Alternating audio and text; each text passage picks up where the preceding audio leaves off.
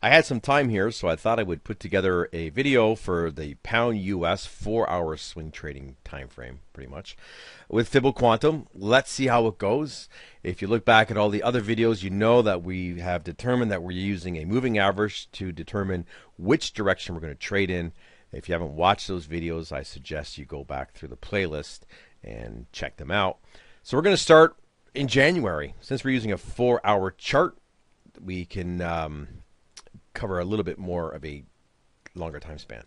So our sell entry sets up below, price is above. Obviously, because this sets up below, this is an active setup, but we do not get triggered in. Remember the rules that your trigger has to happen within the line.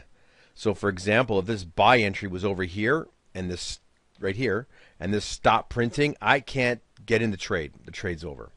And you can see here, this one actually hits in right here. It's above our moving average. We can take a trade here, and this one goes for 300 and let's just put it as 330 pips. Keep that a nice round number.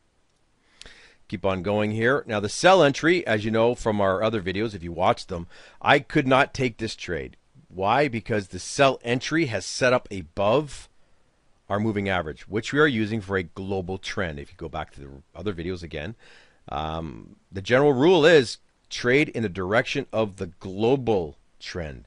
There are different trends. There's longer time frame trends. There's short time frame trends.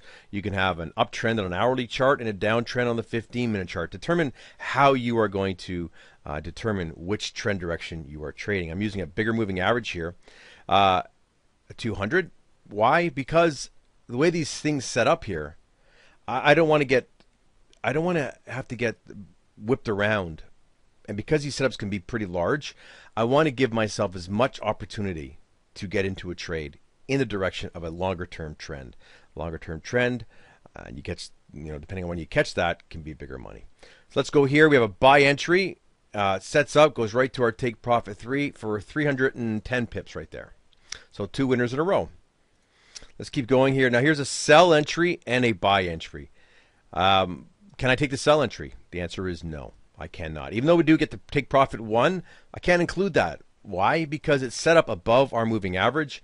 I can't take the trade, so I'm not going to put that down. Buy entry, sell entry. You can see that they don't get triggered in the buy. The sell sets up in a great position, but it stops printing here. Once this stops printing, this line, if you have a pending order set, you cannot take that trade. That is the rules. So here we've got a buy entry set up right here. We have a sell entry down here. Well, both of these trades are valid, right? I can take both, either or, not both. Why? Go back to the rules. If I get triggered in the buy entry, price comes around, takes me out, and then hits my sell entry, I can't take the trade. I can only take one trade per each setup, okay? So we're setting above, our stop loss is down here, our buy entries here. We get all the way up to take profit 3, and that is almost 300 pips. So let's just put 299, so let's put 295. Now this is 3 trades in a row, all right? So we're on a 3-trade winning streak. I haven't changed anything. The moving average is the exact same. The rules that I'm using are the exact same that I've used since I started putting these videos together. And, well, here's a great example. We have a buy entry again. Sets up, stops us out. So we're going to get our first loss. And that's 204 pips. As a trader, it's going to happen. You're going to take your losses. What do we have here? We get a sell entry set up and a buy. Well, this price spikes down. But look, there was no print for the sell entry. You would not have put this sell entry in your order book. Why? Because it hasn't been there yet when this spiked down. We got our buy entry, because you see that price does not come back down and tag the sell entry. And if it did, this buy entry would be off the table, but because it did not, I get to take this trade. And this would be 179, 180 pips. Let's just put 175 pips. Let's keep on going. Buy entry, sell entry. Sell entry gets tagged in, right? Good setup. Drops down to take profit 3. 400 and, what is that number there? 471. So let's put 470. Now, so far, that's the biggest trade of our series. And this what you're going to find is these profit targets and these the stop losses. It's going to be dynamic depending on what kind of market we're looking at. We have a sell entry set up here and a buy entry. I was going to ask, you should know the answer. Is this buy entry valid? No, because it's below our moving average. All right, we take our sell entry trade. We get a little bit chopped around here a little bit. We get down to take profit 2. Or where'd I go? Yep, we get to take profit 2 here, and it goes back up. So let's just go down and take profit 2, because I don't know how you're managing these trades. All right, so I have to just go to where the price had gone. And one rule you could have, it depends, is if you come close to take profit 2, for example, get out of take profit 1. Your stop is up here, right? Trailing stop. So let's see what we got here. Everyone's going to manage a trade different. And this trade is 299, so let's put 295. So you're already in this trade when this one triggers in. So you're going to have to use proper risk management. The rules do say that if you are in a trade, you may want to wait until the other trade, so this trade, something has happened. Perhaps you've taken risk out. Perhaps what you do if you're in this trade and you have a sell trade here as well, you just move your stop loss to the new stop loss, right? So you get out of both trades at the same time. So you can do that as well. Again, I don't know how you're managing it. So these videos are potential, right? They're not going to be exact because we're all going to do things a little bit different. So this one goes down for 216. So let's just say 210 pips here. Now you'd probably have a different position size for this. Whatever you're going to do, you got to do it consistently. We have a buy entry. Can we take that trade? No, we cannot.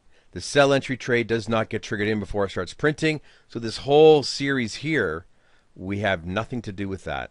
A buy entry here, we don't take that trade. It's below our moving average. Now, can you put it if it came up here? Well, that's going to have to be for your testing. But if this came down further, obviously, go back and go forward in time.